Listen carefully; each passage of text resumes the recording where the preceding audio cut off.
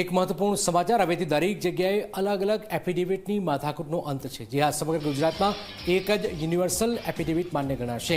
કાયદા વિભાગે આ નવું ફોર્મેટ જાહેર કર્યું છે। યુનિવર્સલ એફિડેવિટનું નવું ફોર્મેટ આ જાહેર કર્યું છે।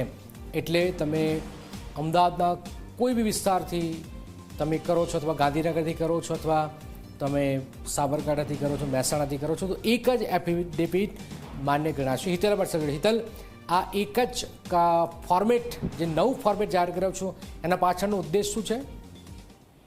જી ચોક્કસ ક્યાંક ને ક્યાંક જોવા જઈએ તો દરેક જગ્યાએ અલગ અલગ એફિડેવિટ થતી હોય છે। એના કારણે લોકો પણ હેરાન થતા હોય છે અને અલગ અલગ ફોર્મેટના કારણે મુશ્કેલીઓ પણ ટેકનિકલ સર્જાતી હોય છે। તેનો સંપૂર્ણ નિવેડો લાવવાનો કાયદા વિભાગે નિર્ણય લીધો છે ને યુનિવર્સલ એફિડેવિટના ધોરણસર જ ફોર્મેટ જાહેર કર્યું છે। સ્વાભાવિક છે કે આનાથી સમગ્ર રાજ્યમાં એક સૂત્રતા જળવાઈ રહેશે અને ક્યાંક ને ક્યાંક કાયદાકીય ગૂંચો જે છે એ ગૂંચો પણ નહીં થઈ શકે। આ એક સૌથી મોટો એક નિર્ણય એવું કહી શકાય કે રાજ્ય સરકાર દ્વારા અને કાયદા વિભાગ દ્વારા લેવામાં આવ્યો છે। એટલે જરૂરી નિયમ મુજબ સોગંદનામું જરૂર હોય પણ કોઈ પણ જાતનું ફોર્મેટ ન હતું અને તેના કારણે આ મુશ્કેલીઓ સર્જાતી હતી અને ફોર્મેટના કારણે પણ કાયદાકીય ગૂંચો પણ ઊભી થતી હતી। આ તમામ વસ્તુઓનું નિરાકરણ લાવી જટિલ જે પ્રક્રિયા હતી એ પ્રક્રિયાને સરળ કરવામાં નો એક મહત્વપૂર્ણ નિર્ણય સરકારે લીધો છે। જી બિલકુલ બિલકુલ, આભાર હિતલ। તો આપ જોઈ રહ્યા છો કાયદા વિભાગે નવું